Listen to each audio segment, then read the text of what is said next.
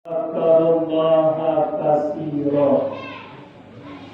Sungguh telah ada pada diri Rasulullah itu suri tauladan atau contoh yang baik bagimu, yaitu bagi orang-orang yang mengharapkan rahmat Allah serta kedatangan hari kemudian, dan bagi mereka yang banyak menyebut nama Allah Subhanahu wa Ta'ala.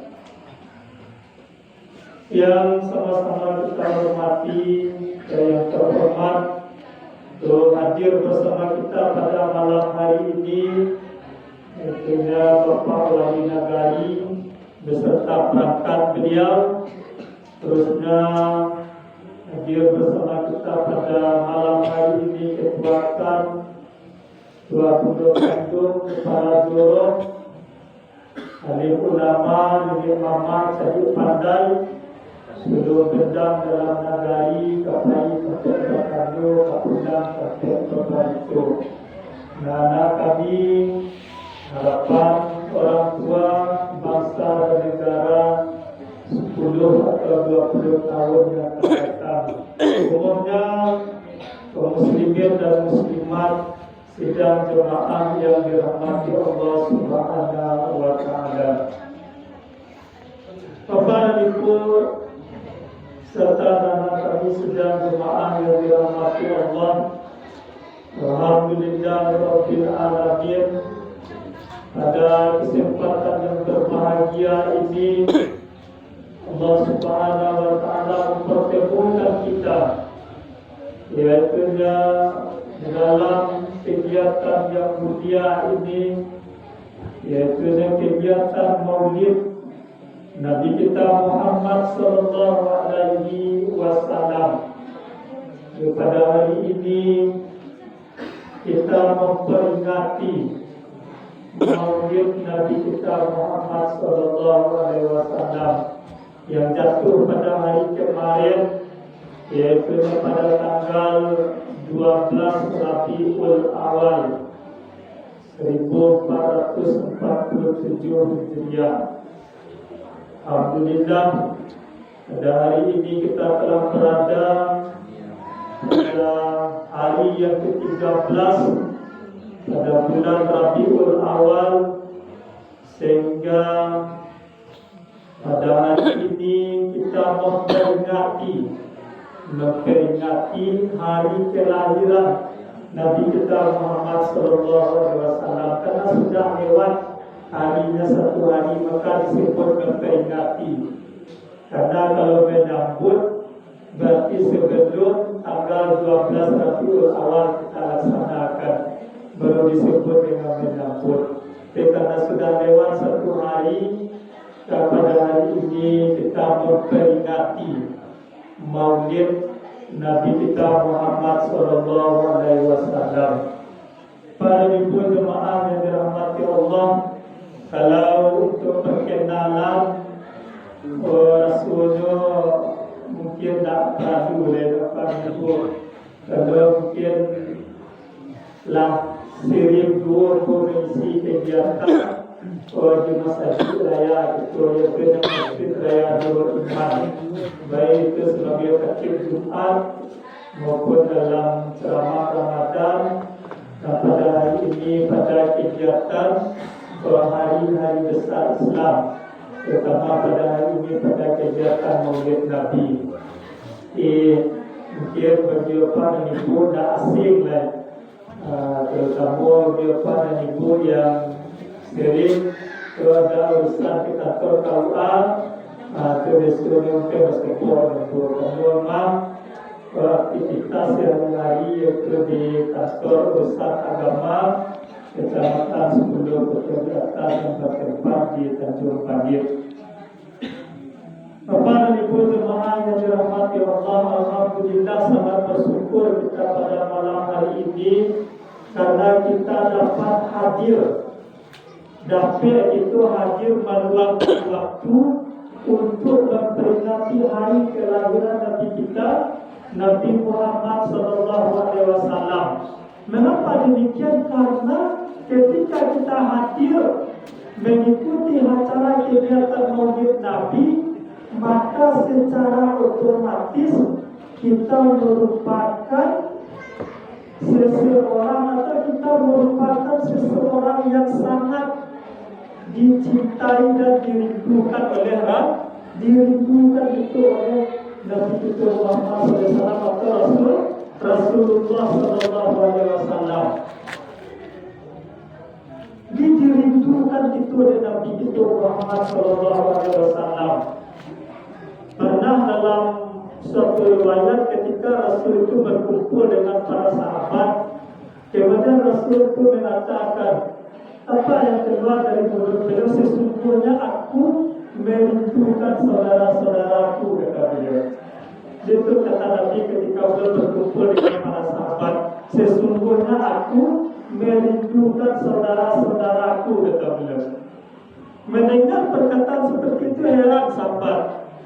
Ya, apa itu Nabi itu, apakah kita ini bukan saudara beliau?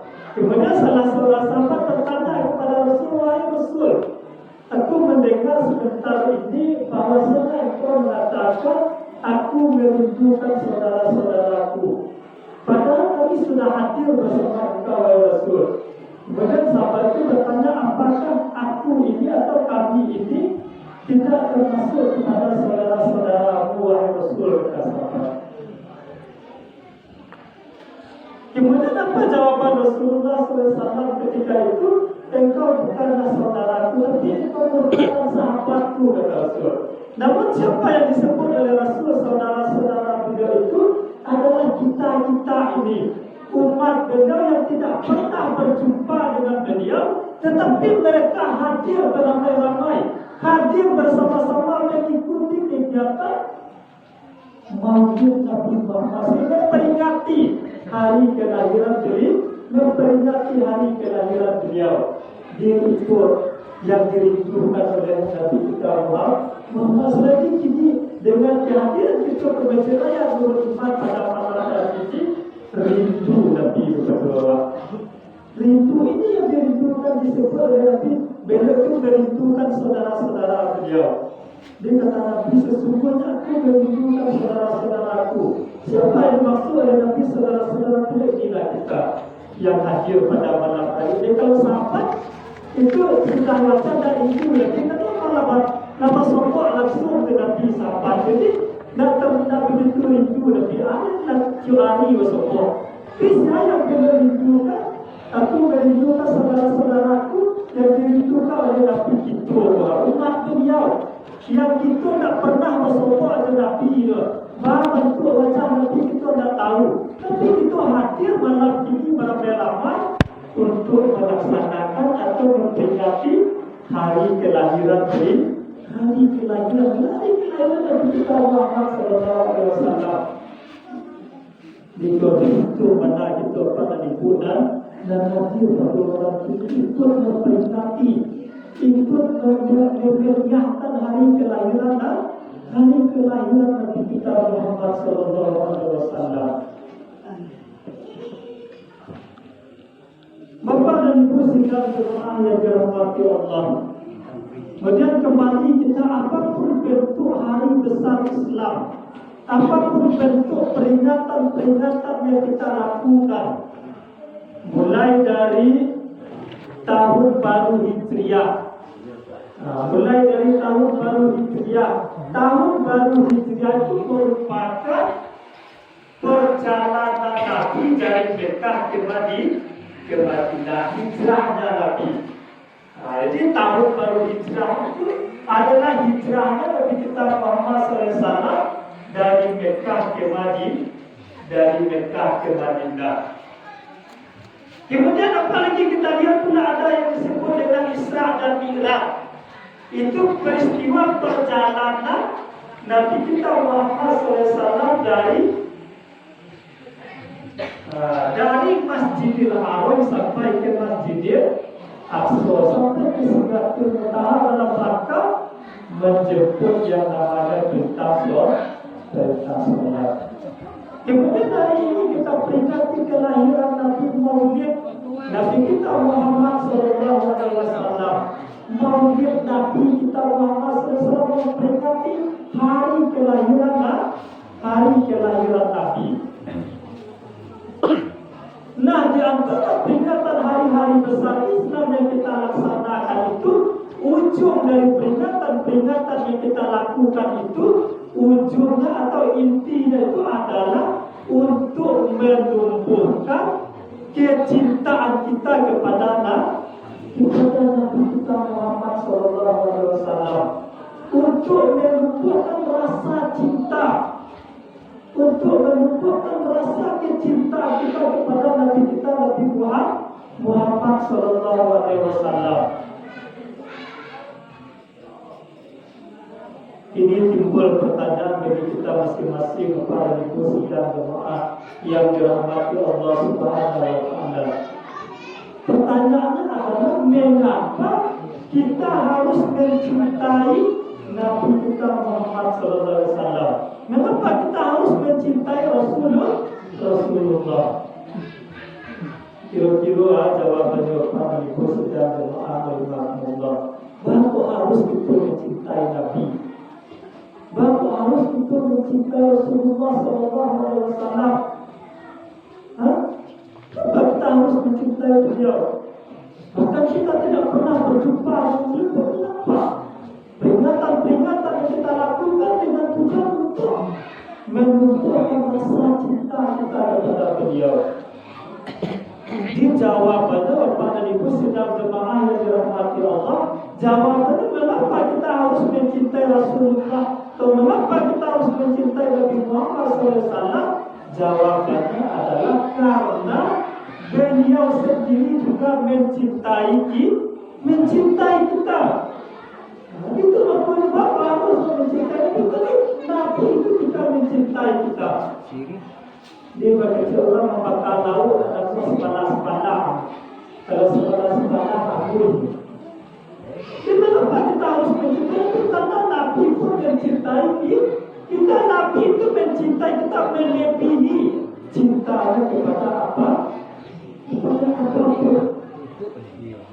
Di Nabi itu mencintai kita melebihi cintanya kepada apa?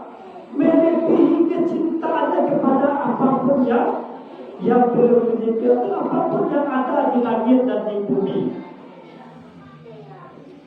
Dia begitu besar rasa cinta Rasulullah Sallallahu Alaihi Wasallam itu kepada kita sebagai hamba. Yang bahkan dalam riwayat atau dalam sejarah kita baca, ketika beliau itu akan meninggalkan dunia ini, sampai ketika beliau akan meninggalkan dunia ini, artinya ketika beliau itu sadar sakratul maut, ketika beliau akan dijemput oleh malaikat pencabut nyawa.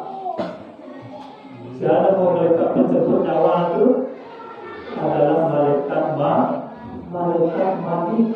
Jika tipu Nabi pun akan dijemput oleh malaikat mati, akan dicabut nyawanya, akan berpisah roh dengan jasad. Nabi pun masih memikirkan kita, masih memikirkan umatnya. Itu kata-kata ada Nabi. Kalau itu pada niku sedang jemaah berubah, itu kalau kemeninggal adalah cie-cie anggo lakan berpisah jasad dengan lakan berpisah roh dengan jasad le. Kira-kira oleh takana ayo nak le. Kira-kira oleh takana ayo rumah berapa le. Bagi ibu-ibu oleh takana ayo pak ibu le. Leta takana ayo kana mame yang simpan di dalam lemari le. Ketika sakratul maut itu nanti boleh takana itu lah. Iya, tak ada takana siapa yang takana itu takut je. Rasa takut adalah rasa takut dan takut takana. Apa dia berkata orang ketika kita akan meninggal tu, malaikat maut itu nampak. Malaikat maut itu nampak dan berkata kepada Allah, makanya Kan pernah dikatakan dalam sebuah hadis bagi siapa yang di akhir hayatnya itu sempat dia mengucapkan kalimat la ilaha illallah dakhala jannah. Man kana akhir kalam la ilaha illallah dakhala jannah. Bagi siapa yang di akhir kalam, di akhir hidupnya sempat dia mengucapkan kalimat la ilaha illallah dakhala jannah. Bagi siapa yang di akhir hidupnya sempat mengucapkan kalimat la ilaha illallah, maka dia masuk surga atau dijamin masuk surga. Sedangkan itu nanti rajin sholat di waktu, rajin puasa, rajin berzakat segala macam, di akhir hayat pun lalutan kalau satu satu ucapan itu. Maka itu kalau itu satu maut itu akan datang, itu adalah takut. Lama juga itu nampak malaikat maut itu sedang aduan kalimat jangan kalimat la ilaha illallah tidak tentu pula merasakan takut yang bersama tapi saudara takut. Ya saudara takut itu tak tentu kan? Tak tentu kan takut. Kita sudah melihat yang namanya malaikat maut, malaikat yang paling menakutkan, malaikat yang paling seram. Kenapa ada wajah malaikat maut mungkin lari sebetulnya?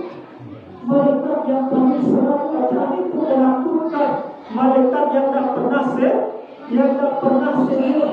Di kecil tak pernah senyum sekali. Bila kepada itu ketika Nabi Muhammad lahir. Ini maksudnya Nabi Muhammad itu wa ma arsalnaka illa rahmatan lil alamin. Kehadiran kelahiran Nabi Muhammad itu menjadi rahmat bagi sekalian alam. Maka malaikat Malik yang tak pernah senyum ketika Nabi Muhammad lahir senyum. Dia tentunya gembira, bahagia Nabi Muhammad senyum. Biskete saja tak ada anak karya-karya kekawan itu senyum sedikit artinya ikut yang bergembira dengan kelahiran Nabi. Bapak dan Ibu sedang jemaah dirahmati Allah. Buktinya Nabi Muhammad itu sangat mencintai kita. Ketika beliau akan sekatul maut itu tidak ada yang terkenal oleh beliau kecuali kita sebagai umat beliau. Baik juga dari beliau ketika beliau akan meninggal itu umatku kata. Di ketika malaikat maut itu akan datang kepada Rasulullah, itu malaikat maut itu dia Rasul pada itu Muhammad Rasul kata dua kepada malaikat maut, wahai malaikat maut, apakah hari ini engkau akan mengambil nyawaku? Kata Nabi Muhammad kepada malaikat maut, Israel apakah hari ini engkau akan mencabut nyawaku, engkau mengambil nyawaku? Kemudian malaikat mencabut nyawa itu menjawab, ya wahai Rasulullah SAW. Kemudian Rasulullah bertanya, bagaimana rasa sakit daripada sakratul maut ketika roh dengan jasad itu berpisah? Malaikat maut itu tidak ada rasa sakit yang paling sakit. Engkau pernah merasakan sakit jauh lebih sakit daripada itu rasa sakit sakratul maut ketika akan berpisah roh dengan jasad. Atau ada yang mengatakan ketika kulit dari hewan itu dikupas hidup-hidup, jauh dari itu sakitnya.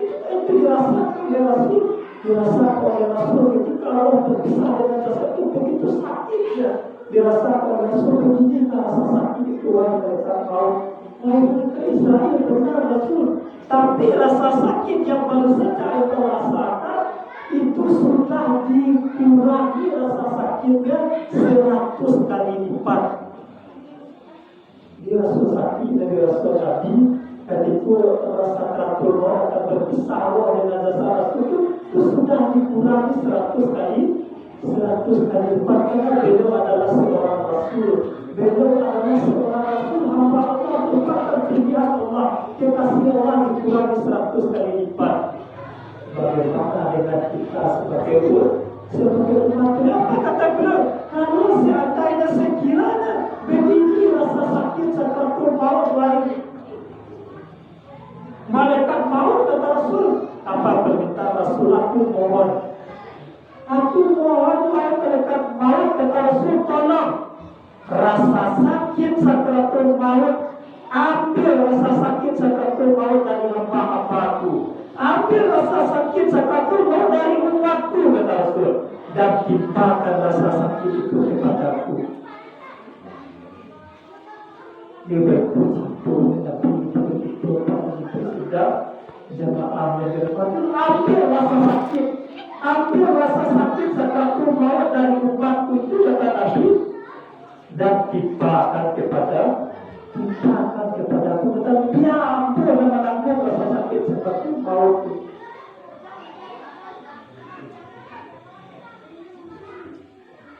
Dia begitu cinta dan Nabi kita Muhammad SAW kepada kita sebagai umat, bahkan ketika beliau sudah akan meninggal, tapi yang teringat oleh beliau itu adalah kita umatku kata beliau. Menangis beliau, bagaimana keadaan umat beliau ketika beliau sudah tiada, yang beliau termakan, yang beliau khawatirkan, bagaimana keadaan umat beliau setelah beliau itu sudah meninggal, sudah tidak ada lagi. Karena begitu banyak peringatan hari besar Islam yang kita lakukan mulai dari tahun baru Hijriah, Isra dan Mi'raj, sampai kepada hari ini kita memperingati yang namanya hari kelahiran dari Nabi kita Muhammad Sallallahu Alaihi Wasallam. Oleh karena itu mari kita tumbuhkan rasa kecintaan kita, rasa cinta kita kepada Nabi kita Muhammad Sallallahu Alaihi Wasallam, bahwa tidak ada yang lebih kita cintai selain daripada Nabi kita Muhammad Sallallahu Alaihi Wasallam. Di dalam sebuah hadis diriwayatkan oleh Bukhari dan Muslim, Rasulullah Sallallahu Alaihi Wasallam bersabda, apa kata beliau? Tidaklah sempurna iman seorang hamba di antara kamu, tidaklah sempurna iman salah seorang di antara kalian kata Rasul, hingga aku lebih ia cintai daripada dirinya sendiri, orang tuanya dan anak-anaknya. Kita Rasul itu tidaklah sempurna iman seorang hamba ke seseorang di antara kalian sehingga aku lebih ia cintai kata Rasul, melebihi cintanya kepada yang pertama dirinya sendiri, yang kedua orang tuanya, kemudian yang ketiga anak-anaknya. Dia begitu besar rasa cinta Rasul kepada kita, maka rasa cinta kita kepada Rasulullah pun harus lebih besar daripada cinta kita kepada diri kita sendiri, orang tua dan anak. Itu begitu besar rasa cinta Rasul sampai Rasul meminta kepada malaikat maut untuk timpakan rasa sakit sakratul maut dari seluruh umatku, timpakan kepadaku, biar aku yang menanggung kata. Bapak dan Ibu sidang jemaah yang dirahmati Allah Subhanahu wa taala, berangkat dari ayat yang kita bacakan tadi dalam surat Al-Ahzab ayat yang ke-21, Allah Subhanahu wa taala, laqad kana lakum fi Rasulillahi uswatun hasanah liman kana yarjullaha wal yawmil akhir wa dzakarallaha katsiran. Dia kata Allah, pada diri Rasulullah itu ada suri tauladan atau contoh yang baik bagimu, yaitu bagi orang-orang yang mengharapkan rahmat Allah, dan kedatangan hari kemudian. Belum kita masuk kepada itu, beranjak dari fenomena yang ada pada hari ini, kita saksikan dengan seiring perkembangan zaman, seiring dengan kecanggihan teknologi dan lain sebagainya. Kita lihat pada hari ini ada 4 persoalan umat yang kita saksikan pada hari ini. Ada 4 persoalan umat yang kita saksikan pada hari ini, seiring dengan perkembangan zaman, seiring dengan lamanya dunia ini berkembang. Maka kita lihat ada 4 persoalan umat yang kita hadapi pada hari ini.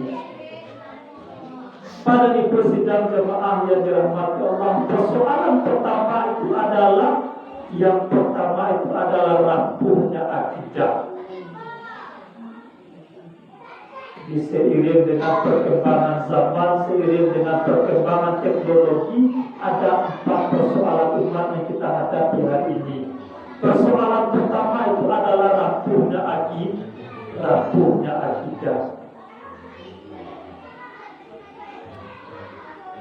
Mengapa kita katakan rapuhnya akidah pada hari ini? Dengan perkembangan zaman, dengan perkembangan teknologi, manusia ini sudah disibukkan dengan teknologi yang semakin canggih. Manusia sudah disibukkan dengan gadget, sudah disibukkan dengan yang namanya handphone. Pada hari ini manusia sudah lalai daripada mengingat Allah. Manusia sudah lalai daripada mengingat Allah hari ini. Bahkan sampai mulai dari yang dewasa sampai kepada anak-anak,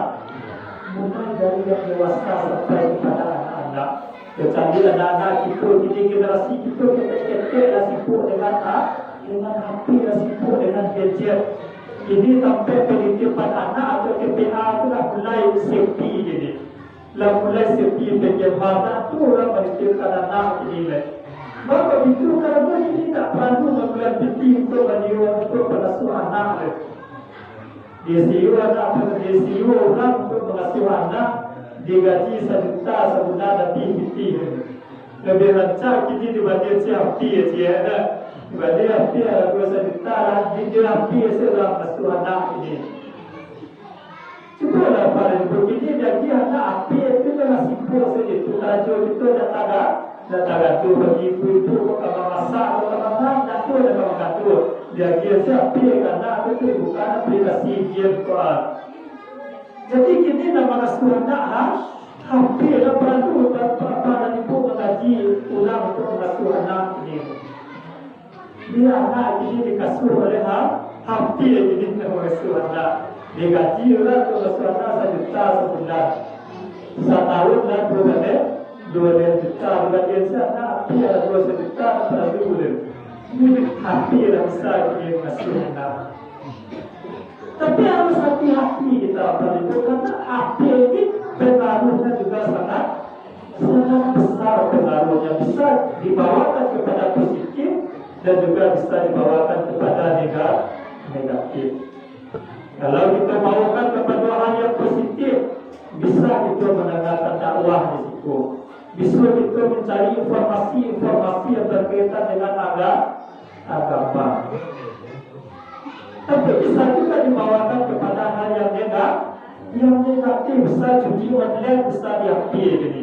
Nampak ada orang duduk di kedai itu, duduk saya mengaku itu kadang-kadang bisa dengan judi online diambil selesa gini.